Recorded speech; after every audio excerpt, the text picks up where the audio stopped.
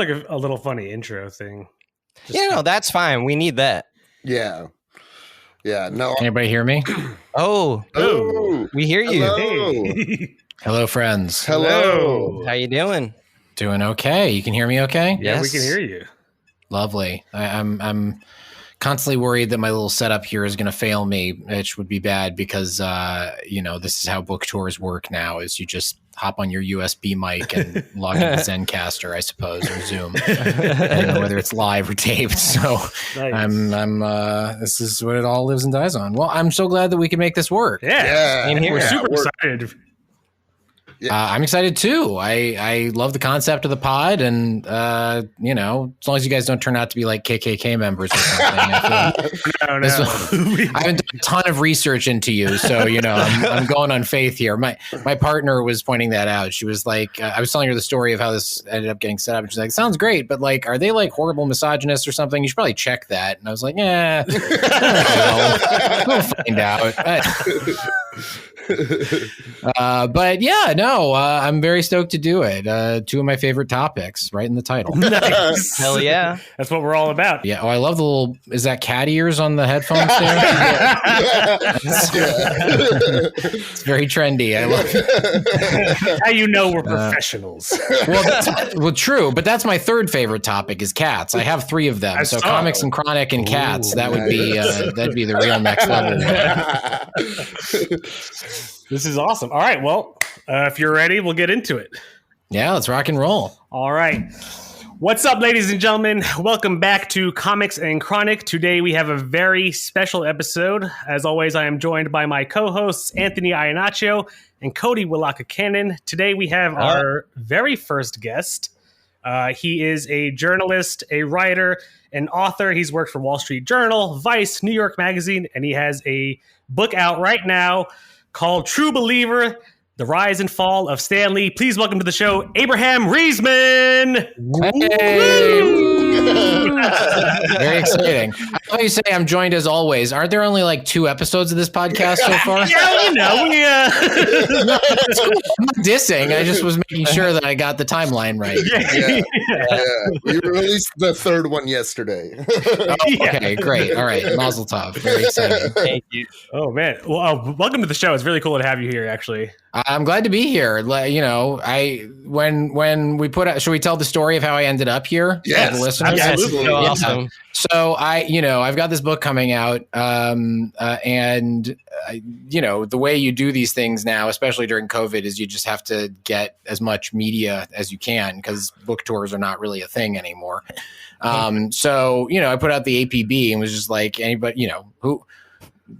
Basically, I put out the APB that I wanted media coverage. Certain friends of mine had me on their podcasts, and I started to realize that the best interviews I was getting were on like these rando podcasts with no long-standing gigantic legacy. For whatever reason, those were just where the good questions were coming from, and also it was much more casual and fun. And so I just tweeted something about how if you have a rando podcast, invite me on. And you all were the only people who just replied to it. You were the only ones who shot me. Yes. Like I meant it, and nobody took me up except for the @Comics and Chronic Twitter handle, which tweeted at me like, "Hey, we're as small time as it gets. You want to have us?" And me being a longtime stoner and longer time reader of comic books, it seemed like it was a match made in heaven. So I'm really glad that we could make this work. And here we are. Yeah. It doesn't get as any more grassroots than us. Grassroots, exactly. There you go. No pun intended, but now. Yeah, and I'm honestly like so glad you responded. I like you said, we just shot our shot and it worked. I saw the tweet, I favorited it. I was like, maybe I'll try. Like left it alone for like 20-30 minutes, and I'm like, all right, let's try. And you immediately answered, and I was like, holy shit. Well, I feel like the reason I don't lose my mind in the world in general is like, look, I've got a verified check mark. I've worked for like a legacy media organization.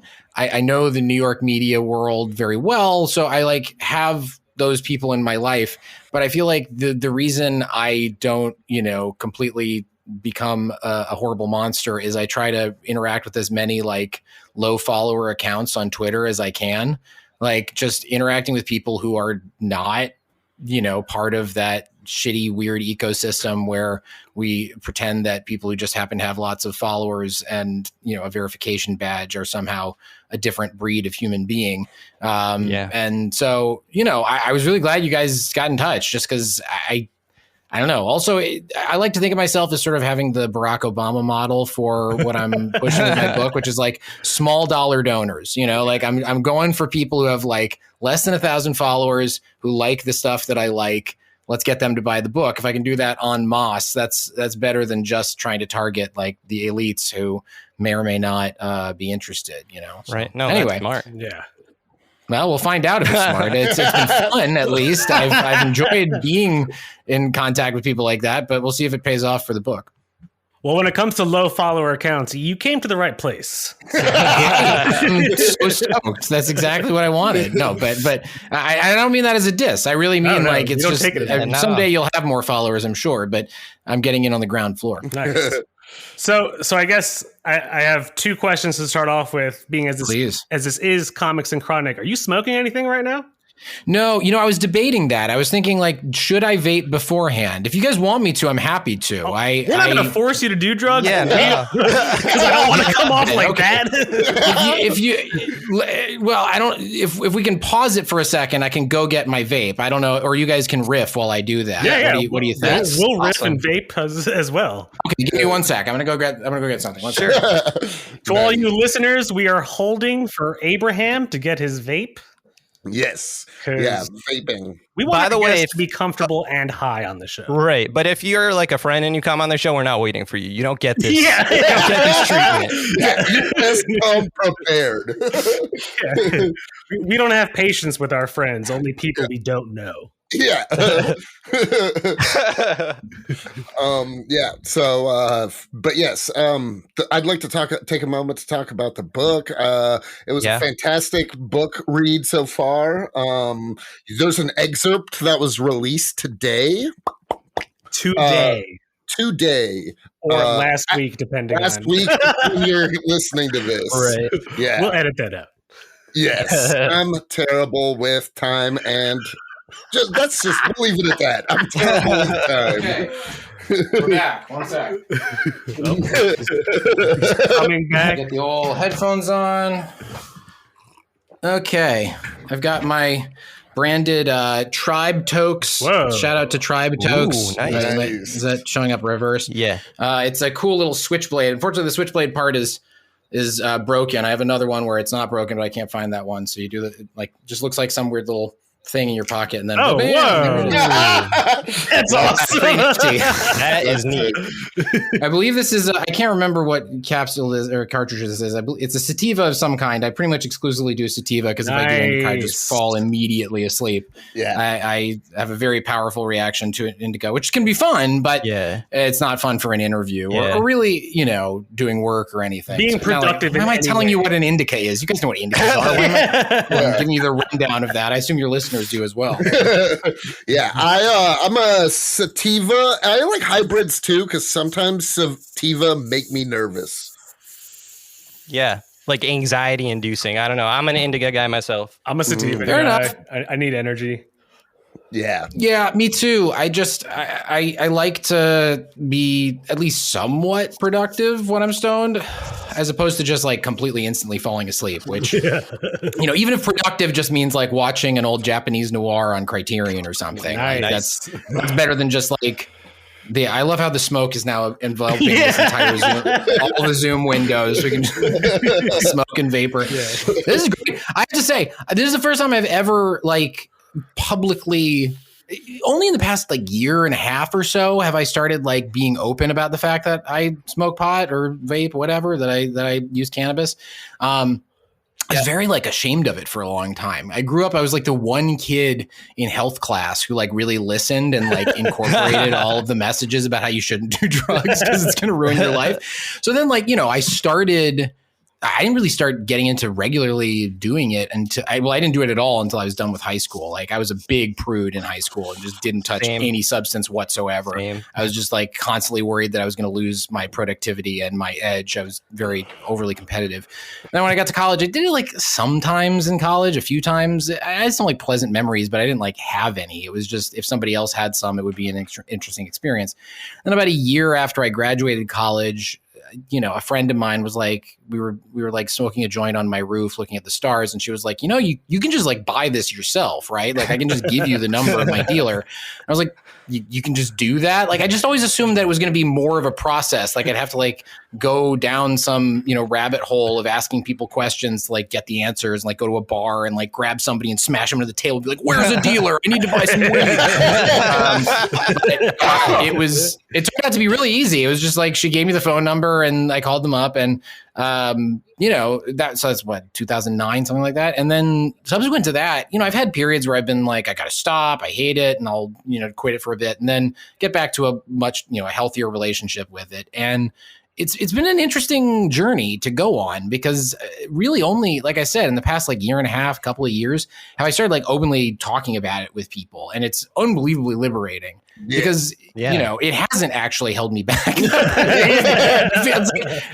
of the big turning points for that was like when I finished the first draft of the book, when I finished the manuscript.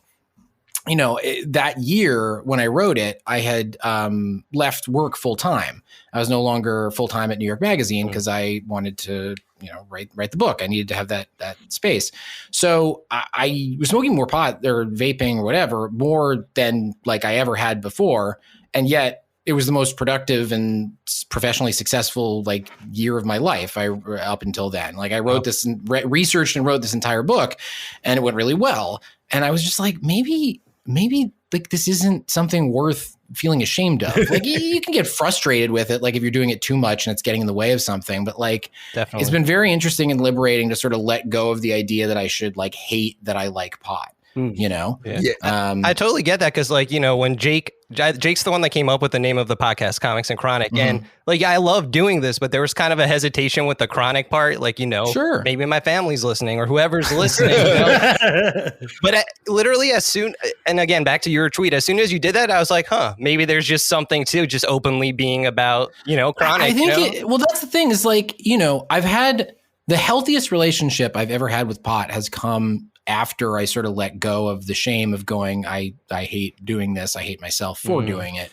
Once you can sort of just incorporate it as part of your life, then you can regulate it and modulate it in a much healthier way. You're not operating in that dichotomy of like, of absolutely none or way too much. You can just sort of find your way. And, so I was excited to be on the podcast just because I never get to talk about pot. It's like a huge part of my life. And like I talk about it one way street wise, like on Twitter, like occasionally it's sort of part of the personal brand as I'll tweet about weed, vaping, whatever. And it's very rarely a dialogue, like I have friends who are like very dear to me in no small part because they're like in the small select group that I feel like gets my experience with pot because they share it and we can have a conversation about it. And yet, more public forum, this is alien to me, but I feel like, I don't know, I'm doing it for my own self-gratification, but also I like being able to spread the message of like, hey, everybody have a healthy relationship with pot as opposed to like getting caught in the mental, ditch that you can get into when you're not thinking clearly about yourself or its influence on you or whatever. Absolutely. Yeah. So anyway, I agree. Yeah. When I started smoking weed, my mom and dad didn't even try to tell me not to. They just told me like, if I'm going to start, ask my older brother and sister how to do it. So that way they can show me. Right. So I'm not some idiot. The first joint I ever rolled, I was like 15 and I did it with toilet paper because I didn't know what to use. And my mom caught me and a real party with that. Yeah. And my mom caught me and she wasn't even like mad. She was just like disappointed in my stupidity, I guess. Yeah. That's so funny. The first joint I ever rolled, I was like 16, and I didn't know you had to break up the weed before roll. So I just nice, just like wrapped as like a little burrito of Oh, that's really funny. Yeah, I never figured out how to roll joints. That is like the one part of weed culture that is. It's the same way I can't put in contact lenses. For whatever reason, those two tasks, which would make my life a lot easier in some ways, or in some cases more fun, I just can't do my hands like that. So me neither. I have stubby, crooked fingers. It just can't be done. It's impossible. Yeah, I know. Well, for me, I don't know what it is. My fingers aren't even that bad.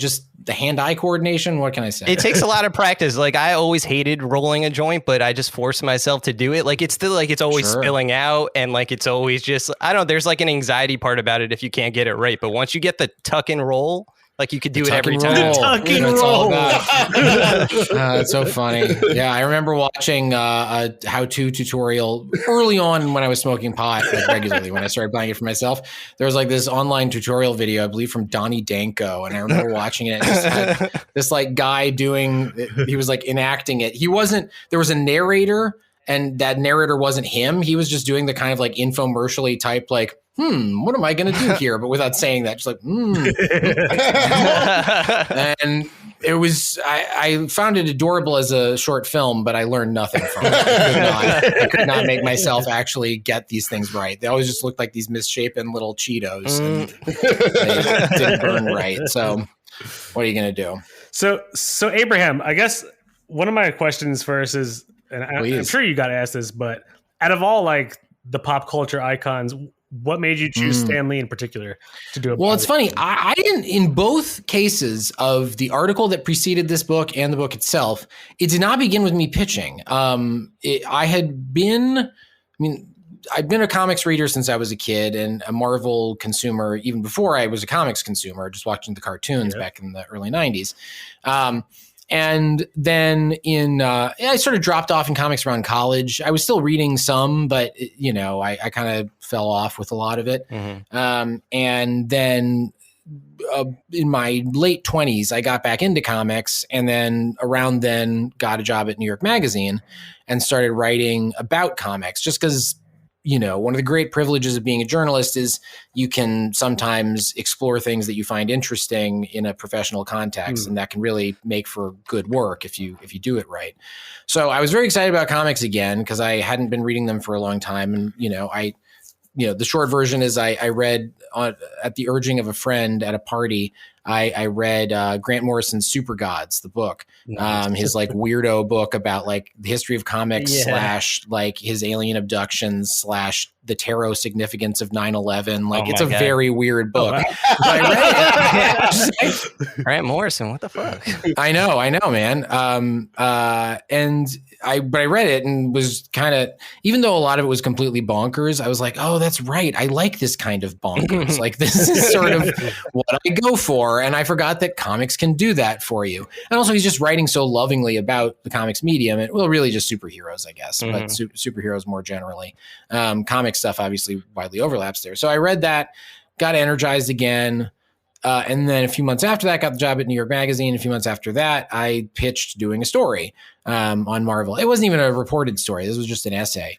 And it was really a take. I'm very embarrassed of it now. There's nothing like factually wrong in it. It's just like I was being kind of a whiny little bee. And it's like it's like a good piece of writing. But it did really well because it was 2013 and like hot takes about Marvel and diversity were like, that was that was good currency to have. Yeah. Because that was Marvel now. I was in favor, right? to be clear, I was in favor of the diversity. This was not complaining about diversity. This was saying like that Marvel's comics output had been more progressive in recent years or months than the MCU output. This is like late 2013, fall 2013.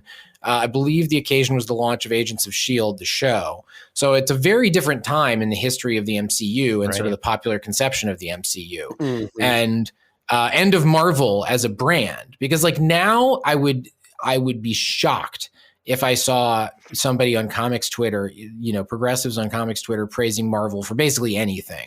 Like there's been this real dramatic drop off of good faith and goodwill among the fandom for Marvel. But at the time, sure, there were like haters, but it was still kind of a slobs versus snobs thing. Sorry, I was getting distracted there. But the MC, sorry, I should turn this off because I'm stoned and I'm going to keep seeing these little notifications come up and they're going to keep bothering me. Anyway, so I can't figure out how to do it. So anyway, I got to write this article yammering about diversity, and I was on the right side of history, but I just was being kind of a ponce. And it did really well. And then after that, I wrote another one, then another one, then another one. And it turned into this little niche that I built at Vulture, which I still can't believe happened. It's the luckiest thing that ever happened to me in my life. And I just started writing about the comics industry. And so it started with essays, takes, and then it turned into takes that were like slightly reported. Like I wrote a thing about how great Days of Future Past, the original comic, was when Days of Future Past, the movie, was coming out. Uh-huh. And like, I just thought, there's some questions I don't have answered. I guess I could just call Chris Claremont. Like, if there's one thing that I've learned in my years of doing comics journalism, one thing that is more important, I think, for fans to understand than anything else is these guys are not just guys. These people are not famous. Like these people that we assume are powerful and influential, wealthy, whatever, the people who make comic books are not. They're none of those things. They are awesome in a lot of cases. Other cases, they're complete douchebags. Mm-hmm. But no matter who you are, unless you were Stan Lee and maybe Rob Liefeld or Todd McFarlane, you are not famous. You're not actually famous in a global mainstream sense, and you're almost certainly not wealthy because the industry pays shit. Yeah. So it became this interesting experiment where, like, I realized all of these great creators, I could basically just call. Like sometimes it took a slight bit of doing to like find an in there, but you really could just find their email addresses like on their personal websites, or you could, once you got like one person in the comics world, they all know all of each other. So you can just like say, hey, could you link me up with, Louise Simonson or something? Oh, yeah. And then, and then Wheezy will hook you up with Karen Berger. And like, it's just this web of all these luminaries. And the point is they're all like going off of like Earthlink addresses and are like none of this is like through a publicist. Like I did some work with publicists, but it was always just because the project was officially Marvel. It was not because of the person. Like these people don't necessarily want publicists or feel more comfortable being more direct, and that's how it often happens. So I'm going off on a tangent, but that was how the Chris Claremont thing happened, and that was, I believe, the beginning of me reporting stuff in the comics world. I just wanted to have his perspective, and there was like a one where I was talking about Thanos, and I just called Jim Starlin, the guy who invented Thanos. You can just do this. Any of you could do this if you wanted. It's really, really easy to get in touch with comics creators. Not all of them, but more than you'd think. Yeah. Especially the older guys, because they come from a time when the stuff was really disrespected. There was no Twitter and everything too either. So like, no, I don't think I actually looked up Kevin Eastman on Twitter. Sure. And he does not have that many followers. Right. For the dude who created Teenage Mutant Ninja Turtles. Yeah, it's completely bonkers. Yeah. Like this is my big crusade in writing about comics. I'll just lay out my secret master plan here. I want to be the nun in Game of Thrones walking alongside shame. Walking alongside the comics management of the comics industry and the executives who pulled the strings and just saying shame, shame, shame. I've seen how completely exploitative this industry is and how we're just not allowed to say that for some reason. Yeah. Like if you do, you get marginalized, and this is why I was really lucky. I was at a mainstream outlet in a staff job where comics were not a big part of the ecosystem. So therefore relying on like comics advertisers was not in any way anything we had to worry about. I had this perfect position to be able to like start poking holes. And I wish I'd done it more. It took me a while to really work up the courage to have that be like a thing I do consistently. And it was hard. There are times when you have to do a delicate dance because it's a company that, you know, you do want to be able to report on in the future. It's not the same amount of pressure as like the average comics blog where like they have to just, you know, completely brown nose every comics publisher because that's their only source of revenue. For me, it was just sort of beat maintenance. Like it might be harder to report on this beat if I alienate this source. So, you know, now I'm giving you behind the scenes about how journalism works. But my point is, well, no, I'm going off on a tangent again. This is my bad habit, especially when I get stoned. No, it's all good. But, you know, I had this position where I had the opportunity to really report on what actually happens in the comics industry and learn. Because, again, I had a number of years off where I was just not participating with it, with the comics industry in any kind of direct way or consistent way. And then I'm like jumping back in and I had so much to learn. Now I'm a quick study, but it was a real process of like, you know, at first joy that I could talk to these people that I'd admired for so long or who had created characters that had meant so much to me or told stories that meant so much to me. And then after a while, and so that powered a lot of the early writing and research was just like, wow, this is amazing. And then like talking up the great comic stories that informed the movies that were coming out. That was the big thing that allowed me to get a lot of work done was writing about like, here's the comics backstory of movie X or character Y. And that's honestly what we're trying to do with the podcast. You know, we always try to incorporate a specific comic or storyline that we could talk about in conjunction with whatever movie we're doing each week. So totally. Exactly. I mean, and that was exciting to me and it was really fun. But what happens is over the course of talking with creators and executives and editors and everybody else in that ecosystem, the more you do these like, wow, the comic story was really great stories, the more you realize that all those stories incorporate like, and then this unbelievably unjust exploitative thing happened to the creator and that's why they don't make comics anymore. Or like, and then, you know, this deal was completely welched on or like, and then this person was an abusive, toxic force in the workplace. And this was, I mean, and then of course there's the sexual harassment and assault. And it's just, there's so much bad stuff that happens in the comics industry, in this industry that makes stuff that you and I love so dearly. It really started to get to me. And so that was kind of the direction that things started to go in. Not hard left turn. Like I said, I still had to maintain the beat, but like, you know, I wrote this profile of Stan. We're getting back to the actual question you asked me. I think it's important that you know all the stuff I just said because it informs where I'm coming from for the next part, which is, you know, it's August 2015.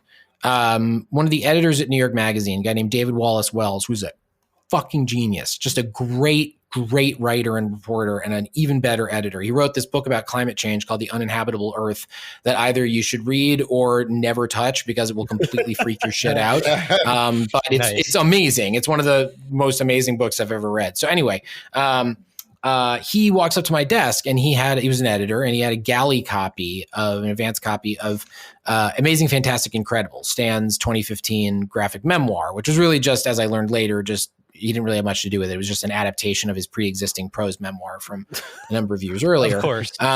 But David walks up to my desk, slaps it down and says, you should do something with this. Because by that point, I'd been writing about comics and comics adaptations for a while. And immediately my little idea bulb lights up and I'm like, this is great. Like, this is such a cool opportunity. So I said, sure, absolutely. And I spent the next week, like, looking for sources and reading existing material, trying to get an interview with Stan, all this stuff. About a week in, I go talk to David and I said, hey, you know, it's going really well. I'm getting a lot of interesting stuff. And before I could get like more than like a minute into my spiel, he goes, whoa, wait. I meant you should like write a short review of this book. Like he had not been assigning me the feature that I had just invented in my head that I was now going to do. I just completely, you know, misread the cue. But to his credit, and I will be eternally grateful for this, his response was then to say like, you turn up some interesting stuff. Go. Let's see if we can make this into a feature. Nice. So it took a long while. You know, it's like one of these great journalism stories. You very rarely get to say that stuff like that happens to, but I'm glad it happened in this case. So then I worked on it. It took a long time because How long did it take between the research and the actual writing of the book to like complete this? Of the book, yeah. So the research of the article is kind of the beginning of the research for the book, and so that's again like August 2015. The article came out February 2016, and then I had a couple of years where I wasn't really thinking about Stan all that much. I was following loosely the news of all the horrible things that were happening in his life. But I was not like keeping fresh on the beat. And then he died in November of 2018. And this editor at Crown Publishing, which is an imprint of Penguin Random House, got in touch with my agent and was like, I read the Stan Lee profile from 2016. Do you think your client might want to expand that out into a biography? And I was very intimidated. I almost said no. I was just because I had other plans. Like there were other things going on in my life. This was not something that I was building up to. And I felt like I was also trying to transition away from writing about comics all the time. I was trying to write about other topics as well.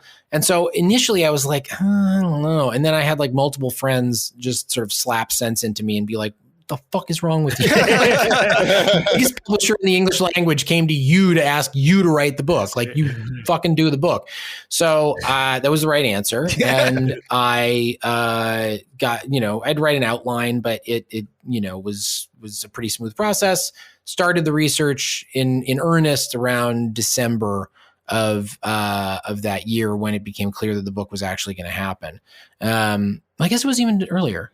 Maybe November. Anyway, so then it was about a year of almost exactly a calendar year from when I got the contract and really started doing the research to when I turned in the first draft. So that year was kind of the sprint. But I was able to do it because there had been buildup of that whole 6-month period in 2015, 2016. And, subsequently there's still been a lot to do, but it's not quite the same, total, horse blinders on thing.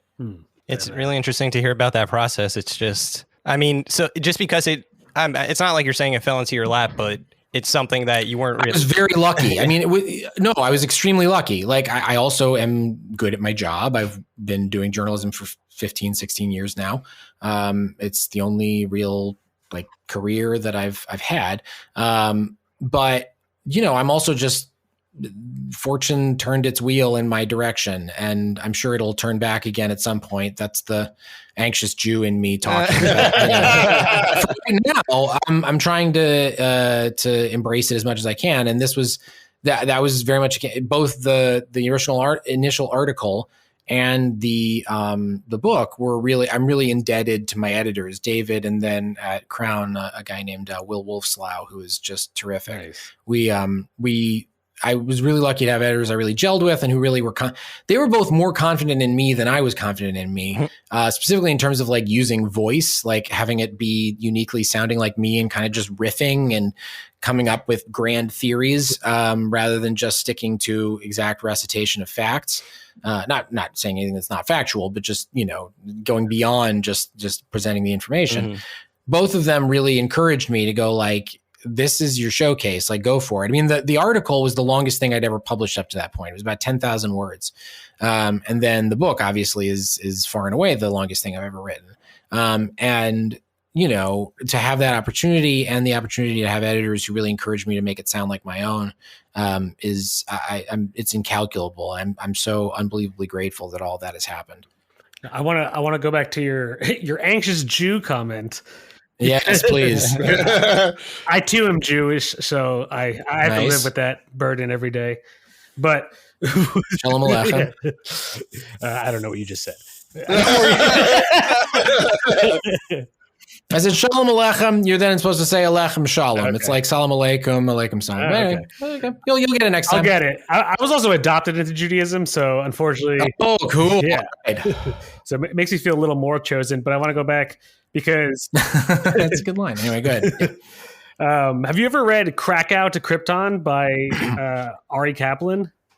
Not the whole thing, but I've read parts of it. Because I liked what you were saying earlier about how, especially more so in the day that the comic book industry was really exploitive of creators and them not getting their credit. I know Joel Shuster.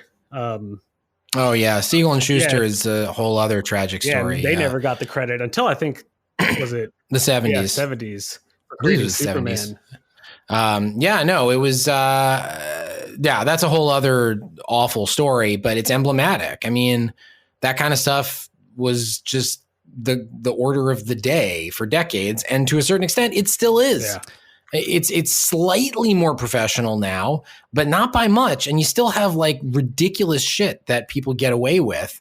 And awful treatment for people who are being unjustly discriminated against or just treated like garbage because the people in charge are even bigger garbage. Right. It's just, I'm not going to name names, but saying all that, I don't think anyone could actually reasonably disagree with, right? Yeah. Like it's just, once you know about the inner workings of this industry, there's no way to talk about it honestly and not sound like you're just anti-comics, which I am not. I think the comics medium is one of the most amazing, life-changing things you can possibly imagine. I mean, even regarding it like that just seems too small. Yeah. Like saying it's great doesn't convey that it's just this. It's magic. It's words and pictures. It's something that's existed in some form since time immemorial, and now we have this set of idioms that are just fascinating. I love comics so much, and it just fucking rips me apart that the industry is so bad. Yeah, like it's just you have abusers and harassers and people who are, racists, and it's just awful, and you get like, that's not even getting into like Comicsgate, where like you have the creators who are like still working despite the fact that they're in that world. It's really wretched in a lot of ways, but there are so many good people in it. Now, a lot of bad people, but like the people who are like truly from the cloth of the good comics geek, who make it in that industry, even though making it in that industry is not the same as making it in the wider world, it's still really gratifying to see. And more important, just from a selfish perspective, there are a lot of geniuses out there who make stuff that I'm just glad exists. I am not on Team Comics. I am just very much on Team Comics creators and consumers, as opposed to, the big kahuna and the bad people in the bunch. I shouldn't say bad people. I hate calling people bad, but you know what I mean? Bad behavior. Yeah. What is it about the comics industry that you think makes this so easy to get away with? Well, nobody's paying a fucking attention. That's the thing. Like the number one reason they get away with it is nobody's paying attention. The people who are actually paying attention don't have any power or resources. Like, you have a lot of wonderful comics commentators and journalists, bloggers, whatever, who are very aware of what's going on. Sometimes they're misguided, but like they're deeply plugged in, and they could be writing great investigative journalism about the comics industry, but they are not. Nobody is funding that. I mean, I've never even been able to do that. Like, I won't get into details, but like, there's always this question of, is this worth the potential legal risk of going after X, Y, and Z? And so sorry, is there like some like well-known, like, obviously I'm not asking you to name anybody. I'm not going to name names, but there are definitely people out there who are still completely enshrined and have done wretched, awful things. And some of them are, things I know about because I'm sourced. Some of them are just out in the open, and yet for some reason nobody suffers any consequences. Yeah. And so, there's a lot of people like that. It's really, really bad. It's especially bad for women and people of color, and trans people, and it's just, the stuff I hear about, like anti-Semitic stuff that comes up I mean, that's not a ton of it. No, but like, in a recent issue and then there was that Incredible Hulk, Immortal Hulk thing. Yeah, exactly. Which just like, how does nobody catch that? I know. Like, how do you? What's this Immortal Hulk thing?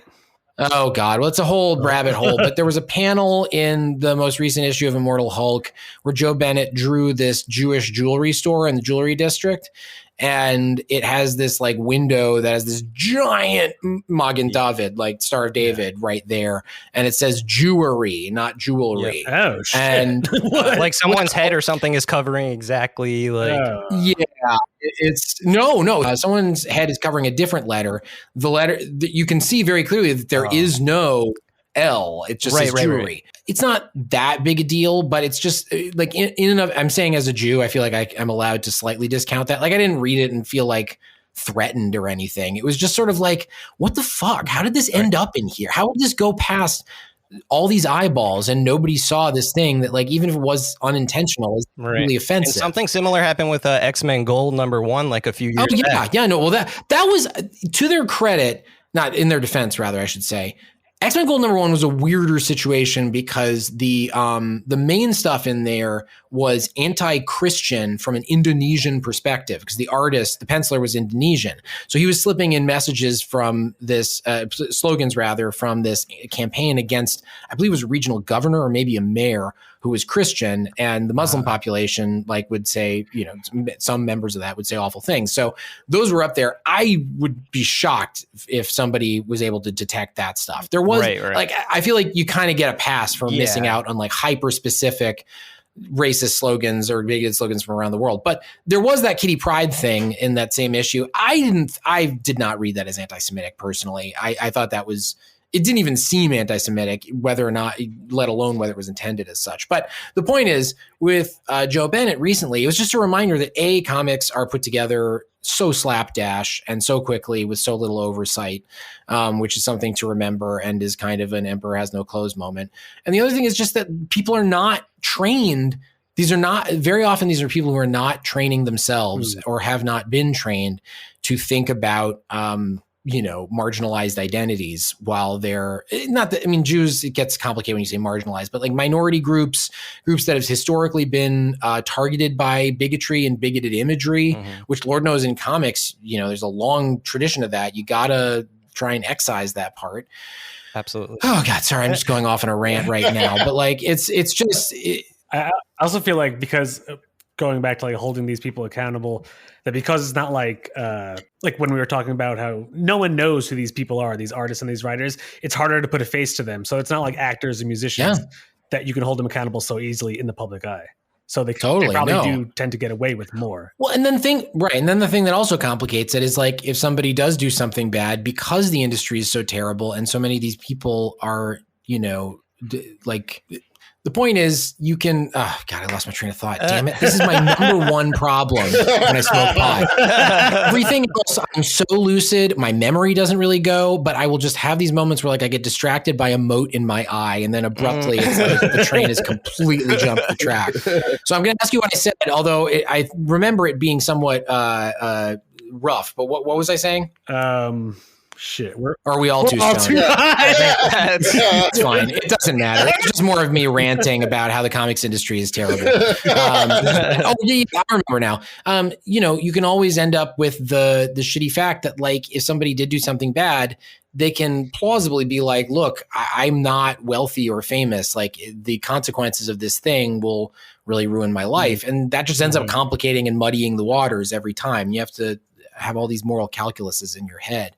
So it's not a great industry, but it does create some art that is, I take back what I said earlier when you're talking about comics writers who are well known. Gaiman's probably the only one who's on par with Stan. Oh, yeah, true. I was drawing a blank on exactly saying that name. Anyway, can I jump off of something? I like, it's kind of connected. Please. So I'm going to assume that, and this is something I think, Jake, you brought up when we were talking about this, but I don't know if you brought it up yet, that, like, did you feel a certain type of way, like you're obviously presenting Stan Lee in a way a lot of us haven't seen, and it's a shock, obviously, for a lot of, like, I think just regular people. My only experience, like, I'm a huge comic fan, but my only experience knowing the history until recently, like just reading what people say on Twitter about Jack Kirby and is like if you ever seen the G4 show X Play.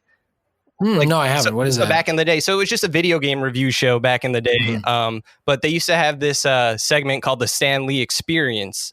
And it would be like, what? Oh, yeah. Right. Oh, go on. What were you going to say? So it's just like this guy in like a cheap, like, Stan Lee costume, just kind of talking like him. And he's always just shitting on Jack Kirby. Like, that's the whole shtick. Like, whatever Marvel game. That's so funny. I heard about that, but I hadn't actually watched that. It's just not on my I should have looked at that. It's hard to find. I don't think it's on. Is it hard to find? Yeah. Okay, yeah. It didn't cross my radar, but that's fascinating. Yeah, it's just something I remember. And when that came out, I'm probably like 14, and I'm like, really? Like, why are they showing Stan Lee as like such a garbage person? And I found it hilarious. Yeah. No, I mean, for a long time, the way it's worked is it's word of mouth. It's like somebody at the comic shop, somebody at a con, whatever, tells you, hey kid, did you know that, Stan isn't so great? That's when you start to get, the knowledge. And yet, although that is part of the journey of a comics fan, a lot of the time, if I hope more comics fans have that journey, but it often happens. That's part of, that's how it used to work. And it would be what I tried to do with this book is go like, can we codify that? But also more importantly, investigate it and do it. Even the people who will tell you like, oh, Jack was ripped off. They don't necessarily really have facts or research that they've done into that. That's also just word of mouth that they heard from somebody else. It's, whether or not it's true, you're not having outlets that are financing actual investigative journalism into this stuff or just journalism really at all into this stuff. So, I wanted with this book to kind of take a stab at that and just say that it's a story that everybody should know. Yeah. Like it's not, and not even just if you're into comics or into Marvel or into superheroes, like it's so emblematic of so many things that are just fucked up in the contemporary American society. I mean, or in the American 20th century. Like you talk about, like, we're supposed to believe the American dream, like, is this and that, but Stan Lee, did the opposite. Yeah, Stan was like, well, that was the thing. Yeah, I say that in the introduction. I was like, Stan's whole bit was that he was the embodiment of the American dream, which was if you work hard and stay true to yourself, you'll succeed. Right. Yeah. And yet that's how you get ahead. And yet, the real story of Stan Lee is, I'm not saying he's the devil by any means. I'm not trying to cancel Stan Lee, but like once you start looking at the actual historical record, you find out that like it's, I don't know. Can you cancel someone once they're dead? How does that? Well, I will say there are a lot of withering comments I get from people who don't like the book. Despite not having read it. I actually have a question. I have a question about that. Yes, please. Because Stan Lee, like we mentioned, is so well loved by mainstream fans and generally comic book fans. Were you hesitant at all to hear that backlash of them? Especially because we all know him as like, I'm 32 years old. We're all in our 30s. We grew up seeing him in these cameos. He was already an old man, so already has this grandpified image. And so that also, I think, helps people's image of why they like him so much, because it's almost like, oh, you're attacking this little old man. Were you hesitant to? Sure. Well, that's what people keep saying. I mean, one of the comments I get that's kind of bewildering to me, and yet it makes all the sense in the world why they would be saying it, is, how dare you ruin the name of a dead man, or like and which is interesting because it's like, well, on the face of it, that's just not how society works. You write biographies of people who are no longer with us. Like just because, I mean, if anything, well, whatever. It's just, that's not how the world works. But I get what they're saying, which is Stan means a lot to people. Mm-hmm. People have really incorporated Stan Lee into their lives, into their personal cosmologies, into their sort of personal religious relationship with Marvel or with the movies or whatever. And, there was a line in, this writer, Dorian Linsky, wrote a review of my book that was really just sort of an essay about it that was very nice. And he, damn it, I lost my train of thought. What was I just saying? You said Dorian Linsky. Dorian Linsky, right. What was the line though? He had a good line in there and I can't remember what it was. Oh, God damn it. See, this is what I was nervous about doing this interview, because when it's with just me and my partner, then it's fine. But anyway, he means a lot to a lot of people. And I approached this topic with respect for that. Like, I'm not trying to ruin anybody's childhood or whatever. That's not the goal here. The goal was to tell a story that's rooted in evidence and doesn't have any rose-colored glasses. I never really had that kind of relationship with Stan Lee as a brand, as a person, whatever. I was very aware of him. I watched the Marvel Action Hour when I was growing up. So I saw those little live action intros he would do. That was my introduction to him. And then I read comics later, and it was still the era when it was Stan Lee Presents, insert thing here. And then I will tell you in a moment the story, or remind me to tell you the story of when I met him, the one time I ever met him, which was when I was at Wizard World 1998. I believe it was 1998. And I went it was my first con, and I'll just tell you now. So I got in line, and this was 98. So it's Marvel's still in Chapter 11 bankruptcy. Yeah. Stan is doing nothing. Stan has not had a successful project in decades, but he's still technically at Marvel. And the whole industry has cratered in general. So I went to this con. Like, this is around when I started reading comics, by the way. That's what I love about the millennial generation is, like, there's a significant portion of us who, like, started reading when comics was at its, like, lowest point. Yeah. The industry, and in some ways the creative work as well was, like, at the worst, especially superhero comics was in just the worst place that it had been in a long time. But so Stan was signing that day, and I waited in line for, like, 15 minutes. That was it. Really? Like, 15 minutes, half hour. Like, there was a line, but it wasn't that big, and you didn't have to pay anything to get the signature. You just walk up and hand him something, he would sign it. And like there in the book, I have a picture of me getting the copy, beat up copy of Fantastic Four number 47. I'm getting it signed in the photo. I slid it over to Stan. He's dressed up like Stan. My mom takes out this disposable camera that I'd given her so we could document the moment. She takes the photo. That's the image that's frozen, and we have that image now forever. And then the moment, nanosecond after that flash goes off, after what you're seeing in the photo, Stan looks at me, looks at my mom, and I'm not making this up. There's no reason why I would make this up. He looks at me, he looks at my mom, and he says, "You've immortalized me." Holy shit. What? Yeah, it's pretty weird. What? It's a little weird. Yeah, I know. That's what he said. So flash forward, and but that was, although that was a cool moment, I never really developed that kind of emotional relationship with the idea of Stan Lee. But I get why other people have. And I have quotes from people like, not just pros and fans and everybody, people who really were moved by the presence of Stan Lee. So the story that I told is not just all negative. Right. It's something that I found interesting in the story too, is that, like, when you present Jack Kirby, you're presenting him just as truthfully. Like, a lot of his stories, don't always add up. A lot of his stories don't add up. Yeah, sure.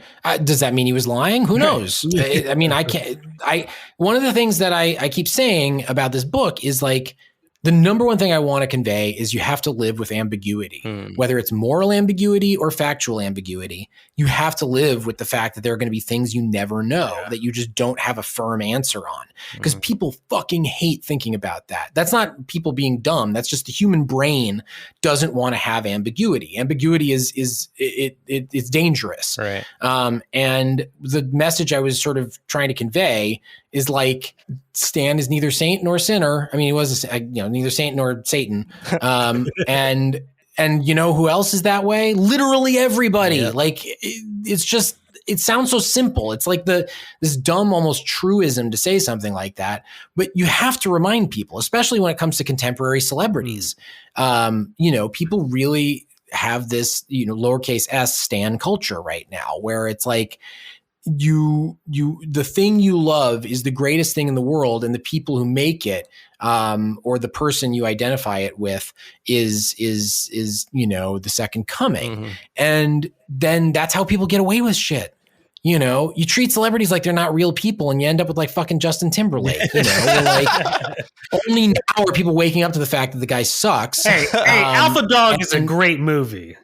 I'm a huge fan of Southland Tales. I think Justin Timberlake is great in Southland Tales. But like, my point being, when you worship somebody like that, they can get away with anything because you're not looking for it. And then, on the converse, just in terms of, like, ruining your brain, sometimes something will happen that causes you to criticize that person, and then they're just human excrement to you. Yeah. You just, it's all or nothing. And it's just not a healthy way to live your emotional and mental life.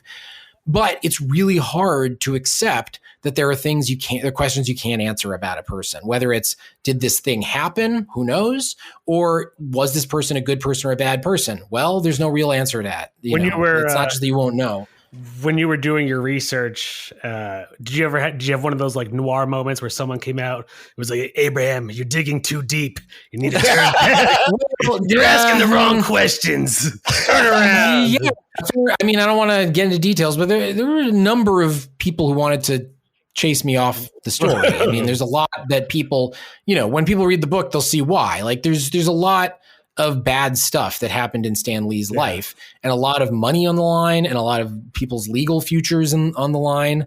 So there were a lot of people who tried to not like buy me off, but tried to charm me into portraying them well, or tried to bully me into portraying them well, or leave veiled threats. I'm picturing like Sopranos goons coming up to you. It's not quite that. Well, I mean, it's not quite like that. It's just, it's interesting. I don't want to get into too much detail because I don't want to, All right. But it's a sensitive topic. But it was interesting to have this situation where there were things that people didn't want me to know, and then that other people really wanted me to know, so I'd hear about it from the other person. So it was a real long, wild process reporting this. So can I go back to something you were talking about, just like the way like you have to present a person, obviously saint or Satan or whatever, because I know you're working on something like another I'm writing a biography of Vince McMahon next. I have a contract with Simon & Schuster to do that one. Another very complicated figure. I don't want to get too much into Vince just because I want to hold my powder for when I write the book. But no, another person who there are a lot of parallels with Stan. Okay, that's what I wanted to ask. Okay. Yeah, a lot of differences, but they are both people who, and this is, I think, not spoiling anything that might be in the Vince book. They're both people who really took industries that were regarded as redheaded stepchildren. I can say that because I'm a redhead and a stepchild. They took these industries and made them cool, which is very difficult to do, and had not really been done before either of them pulled it off. And like hip, right. Not just because both wrestling and comics had been huge, popular things, but they were never really regarded as like, other than like the occasional Roland Barthes essay, it was never really considered like high culture, much less hip, something that was cool. And then, much as, Stan in the 60s made comics cool, thanks to the Marvel Revolution and his selling of it, you then have Vince really on like a couple of occasions, but especially in the late 90s, really just making wrestling this very sexy commodity, both literally and figuratively. And, I'm fascinated by people who are able to do that. And what drives them to do that sort of thing, and what the impact is of the fact that the person who did that was them. There's always this big question of like, well, if this person had never been born, if Stan or Vince had never been born, what would have happened to comics or wrestling respectively? And you can never know the answer to that, but it's something that's important to contemplate because it makes you consider who the other people in the arena were and kind of the ways that it could have gone. And I'm sure their influence extends outside their own arena. So it just like, Oh yeah. In both cases, well, especially with Vince, their influence is far beyond just their industry. And, that's where it gets a little more complicated. Vince has a lot more power than Stan ever really had. Stan was, I get when he was publisher of Magazine Management, that was a fair amount of power, but he wasn't even the owner. I mean, the owner was this Cadence Industries, this corporate entity. He never had that kind of power of life or death that Vince does, and, has had and continues to have, and has had for decades and decades. So it's a different kind of power relationship, but it is still similarly like this paterfamilias character who had a tremendous amount of impact and has a lot of a lot going on. I'll keep it that vague. Gotcha. No, yeah. I love it. I can't wait to read more about that. Yeah, that one's a challenge because I hadn't been following wrestling in longer than I hadn't been following comics. Gotcha. So I've had to really jump back in. And past couple of months I've been just shot because it's all Stan all the time. I was doing all the way book tours work now, like I said, is just doing media. Like there's nothing else that you do. So it was just me leveraging every connection I had and like following up on every email. And like, that's just how, and just because the resources and fame aren't there to have book authors more easily promote, or get promoted. I used to be a writer's assistant for WWE, and my fiance. Oh, no kidding. And my fiance was a production manager there. So I got to interview you. Yeah, I was only there. Listen, I was only there for like 5 or 6 months. It's not like I know like the ins and outs, but still, yeah. I love the little stories are often things that sort of, people who are just there for a flash moment. Yeah, right. That's very often some of the most interesting stuff. Because I met Vince a couple times and everything. Oh, you did? Yeah. Oh, wow. Don't save this good stuff. Cool. I'm going to contact you afterward and we can negotiate something. Awesome. I'd love to hear about that. Yeah. My fiance too. She probably has way more. She was there for like a year, but Yeah. Great. Yeah, I'll get into. Oh, I'm so glad I replied to this tweet. This is brilliant. I've cultivated a source. You've immortalized me, Abraham.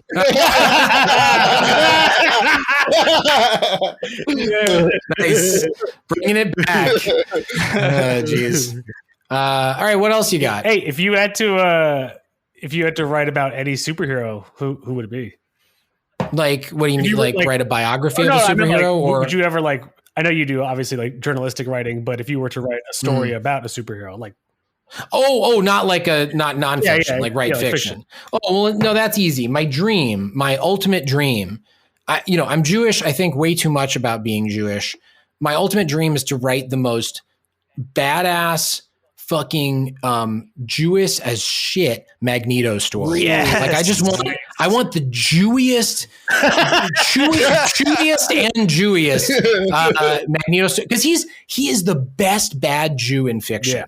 Like there is nobody who is better at being like just a fucking dickhead, but also one of ours. Like that's such a great feeling. Like, well, every population has this. Like every demographic slice, whatever you want to call somebody, whatever vector you want to look at, and like that, you have to have characters where you can see yourself in how like just like selfish and shitty they are, or like how fucked up they are, or whatever. Not have them be these shining paragons. Like this is why Harley Quinn is way more popular than Wonder Woman, and nobody wants to say that.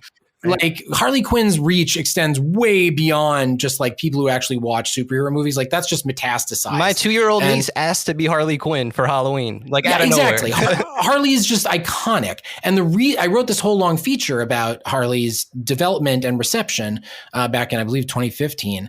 And what I ended with was this quote from this one Harley cosplayer who was like, the reason I love her is because she gets to be completely messy. Like she's just a total mess. And usually female characters in superhero comics are just written as like fucking, Wonder Woman or, any number of other, just sort of like bland, kind of doesn't want to offend anybody. Have to be perfect. These are characters. Characters that just like are so perfect because everyone's so afraid of offending. And that makes sense. Like I would rather people be bland and not offended. But if you can pull it off, the ultimate magic is being able to have a character where it comes from a place of respect for the community that you're writing about, that this person is plucked from, but at the same time depicts them as like a fucking mess of a human being, because that's something that we can all relate to. Mm-hmm. And Magneto, I feel like, is just, for the Jewish population, the best example of like, here's this guy who's like, could not be more Jewish, right? Like he's a fucking Holocaust survivor. Yeah. Like he went through it. And he, at the same time, like came out with this lesson that makes sense, sure, but also is like fucking genocidal. Yeah. Like it's such a badass move. Like, it's hard to know exactly who to credit for that transition. Like I wrote this article 2 years ago now when Dark Phoenix came out about how Magneto became Jewish, which again was this story that I thought was just out there. I assumed I just didn't know it, but like at what point he became canonically Jewish or basically canonically. Later it was fully canonically. And, it turned out that it was just like Chris Claremont, who I found out was Jewish, which is crazy to me because the name Chris Claremont betrays no Yiddishkeit. Well, he's a matrilineal Jew, so his father is not Jewish, but his mother is, and by Jewish law, that means he's fully Jewish. Your mother has to be Jewish. Well, we can go into a whole conversation about Jewish law later, but Claremont was Jewish, and not like practicing, but he was aware, and he went to Israel and lived on a kibbutz for a little bit, and he was the guy who went, it makes more sense for this character if he's Jewish, and like lived in was in the camps. And it's a brilliant narrative decision. And Claremont obviously respects Jews. He's not, he's one of us, and he's doing this story, and he did it so tastefully and so fascinatingly. And it became just fundamental to who this character is. The first X-Men movie, it opens with Magneto, with Eric in Auschwitz, right, like tearing up the metal. Like that's the first fucking thing you see in the entire franchise is Jewish trauma and the suffering of a population somebody's trying to annihilate. And but he comes out on the other side, and he's not some kindly grandpa who preaches peace. Yeah. he's this complete asshole. Like, not only does he have a genocidal program, he's a total dick about it too. Like, he's not a pleasant guy to deal with. And I love that. And then you add in the like interesting biographical details that Claremont came up with for him. Like, the thing everybody forgets is, and this is what my ideal story is. I'll just pitch you the story.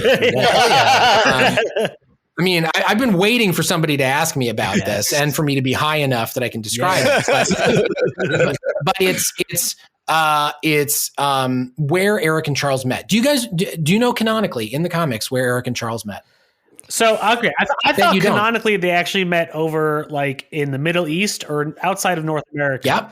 Yep. Where? Egypt? No. Nope. They met in Israel. Oh. Okay. They meet in the Jewish state, which, if you are Jewish, is fucking fascinating. Like, you know, Israel is the big other in the Jewish community. It's just that it's the other thing that exists that everything sort of orbits around and exists in dialogue with.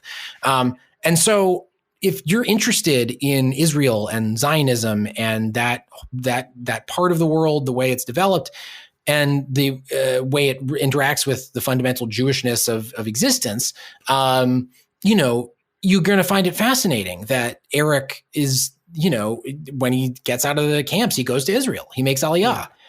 And he lives there. And Israel is a very specific and very ideologically influential environment to be in. And being there in the 40s and 50s was very specific. And what I really want to do is tell the story of Charles and Eric meeting in Israel.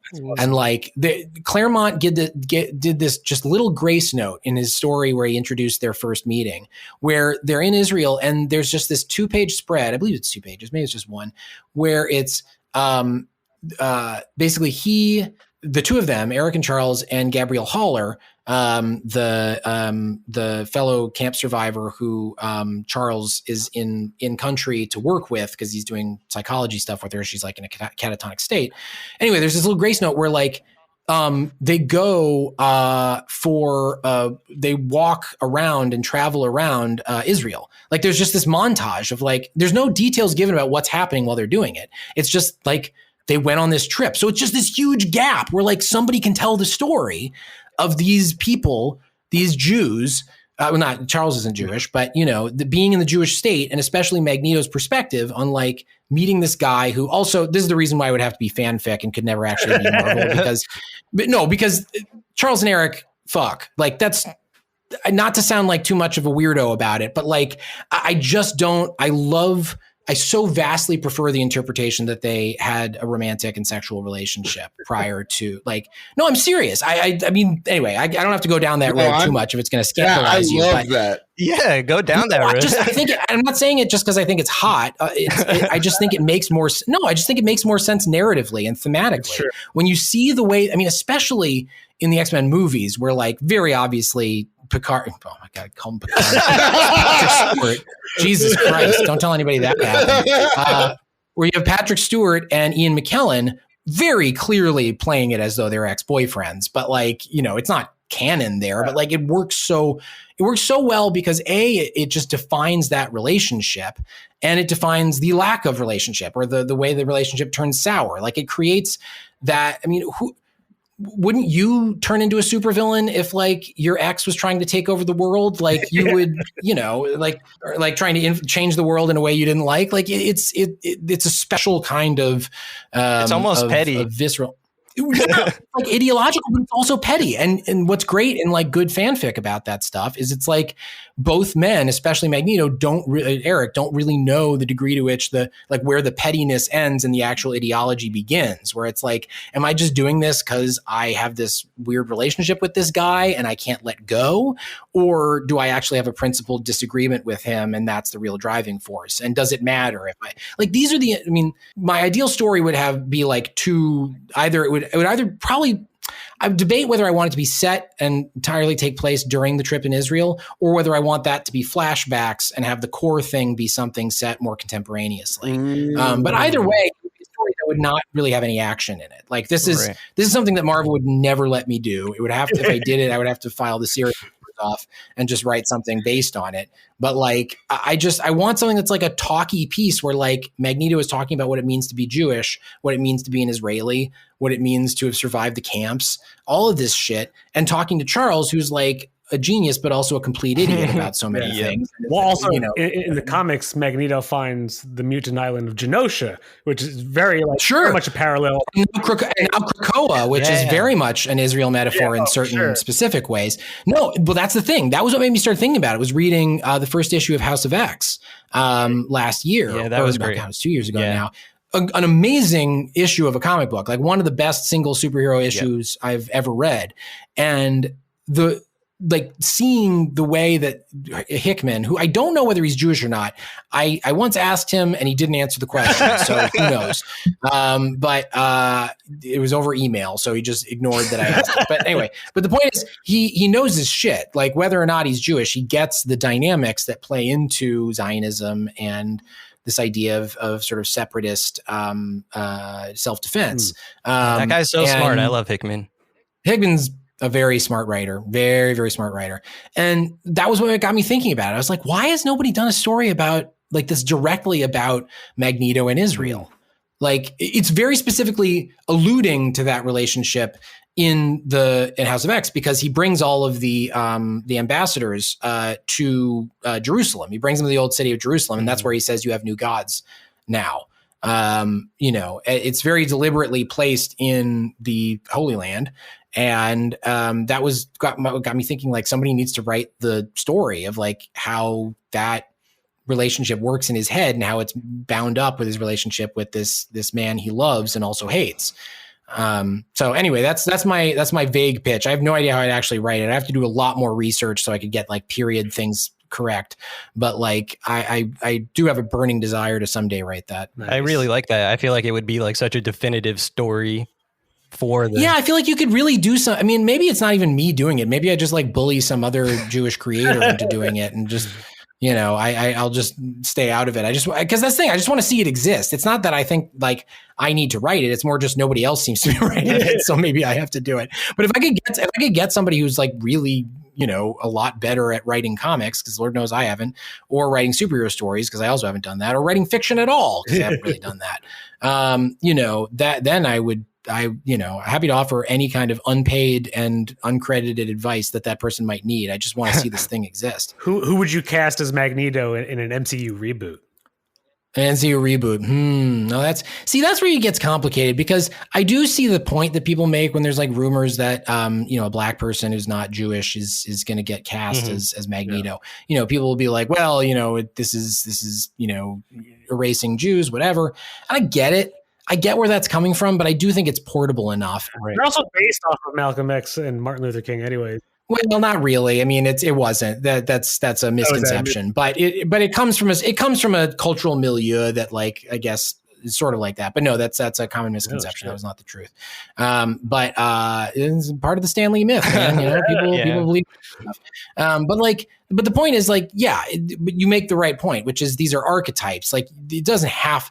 I personally don't think Magneto has to be Jewish. I just think it works really well that he's Jewish. I think there are other experiences that you can have that character go through that will lead him to similar conclusions. And if anything, this is the part where I get really heretical. I think it should probably not be a Jew, because the thing is, the Jewish trauma that Magneto is responding to, aka the fucking Holocaust, is something that somebody of the right age to be in this story can't have experienced. Right, yeah. And I don't want to see some like Jewish character and then like have him go through some kind of like minor trauma compared to the Holocaust. Yeah. Also, like anti-Semitism in the way that it existed prior to the Holocaust just is not in that mode, just doesn't exist anymore and hasn't. So it's like, it would be so dishonest and shitty. I'd much rather, in fact, have it be somebody who is not Jewish. At least if they're going to go with sort of that trauma motivator, which I think you kind of have to do with. I mean, that's interesting. We talked about this in the first episode. We brought this up at that point, especially in the MCU timeline, they're already even further ahead in years. So just by that point, like Magneto having a backstory where he was like alive during the Holocaust, it doesn't make any sense. I mean, well, especially you could maybe do it that like he was alive then and like his magnet powers keep him de-aged. That's what I said. I would like, because that's what they say in the comics too. But like, he controlled magnetism, he could like stop. Yeah, but then it's just one of those things where you just like you're just supposed to not think too hard about it. And I think that would be weird, but also like, you'd have to have, it's important that he be actually roughly the same age as Charles, I think. Right. I think they have to have come from similar worlds and have similar perspectives, and not have it be like one of them is an ancient person and the other person is much younger. I like this idea that they're about at parity, but have had just radically different lives that have led them to radically different conclusions. Yeah. Did you, when you were writing the book, did you find that you had to leave stuff, for lack of a better phrase, on the editing floor that you would have otherwise liked to see in the? Sure. There's plenty in there. I mean, I'm writing some things I'm writing one thing for another outlet that is picking up some of my scraps and odds and ends. But there's a lot of stuff. I mean, one thing that I'm hoping to do, if I can get permission from the people involved, is I'm hoping to print the full transcripts of a number of my interviews, of the interviews that were most, I think, important for comics history and comics journalism. Nice. I did some interviews that just had a lot of rich detail that had never been said before, and I included a lot of that in the book. But you're not publishing a full transcript in the book, so the big ones that stick out in my mind are, I have about 5.5 hours of interview with Larry Lieber, Stan's brother. Oh. Wow. Which is a lot of material. And he said a lot of interesting stuff.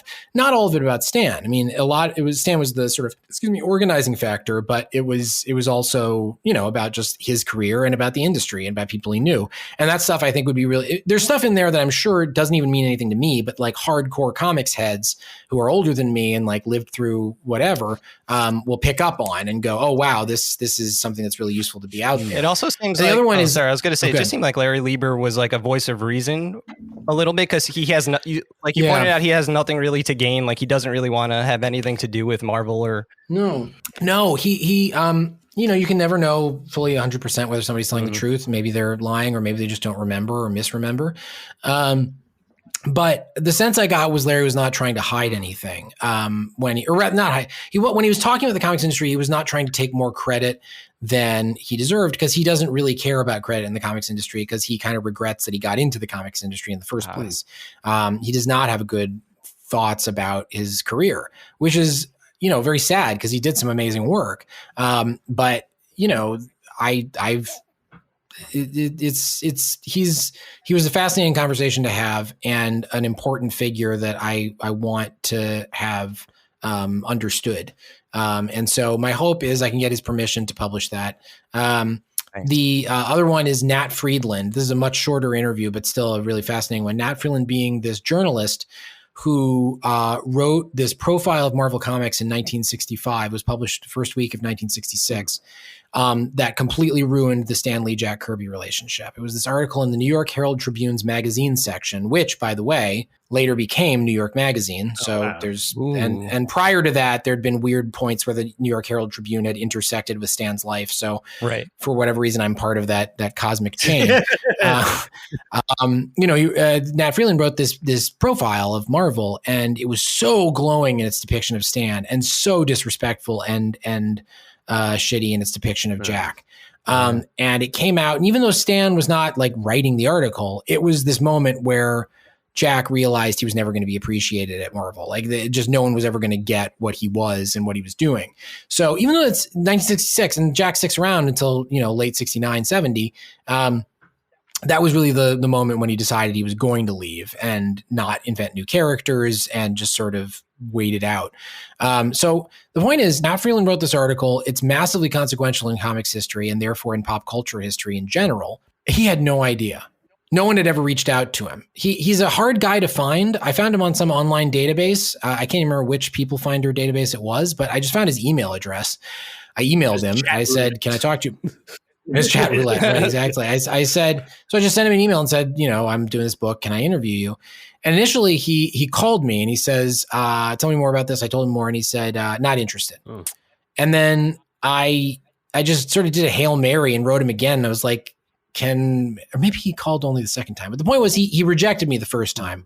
And I just did like the most pathetic pretty please. Like, I just contacted him again and was like, I don't have anything I can bargain with. I just would love to talk to you. Like, please, please, please, can I talk to you? And he said yes. So we had this great conversation. It was a pair of conversations, actually, where I just completely introduced him to the fact that this article had any impact. He had just moved on in his life. Wow. And hadn't thought about it in decades. He'd thought about it in November 2018 when Stan died, because he read an article in Wired about Stan's life and legacy and how it was complicated. And he read that and he was like, oh, Stan Lee. Yeah, I remember writing an article about him. And then like I call him up a few months later and he's like, yeah, I was just thinking about that. Why? Why are you asking? And I was like, oh, you don't get it. Like, you don't know. And he's like, I don't know what. And I'm like, you don't know that like this article was massively consequential in the comics world. And among comics historians is held up as this seminal document that is like a turning point for the medium and for the genre and for everything. And he was just like, I had no clue. No one had ever told him that. Oh. So we had that, and no one had tracked him down. Now, this is a guy that people have tried to find. Comics historians have tried to find unsuccessfully. And I don't know why I was successful. I didn't do anything special. I think it just, maybe his email address popped up in some crawler and finally it was available.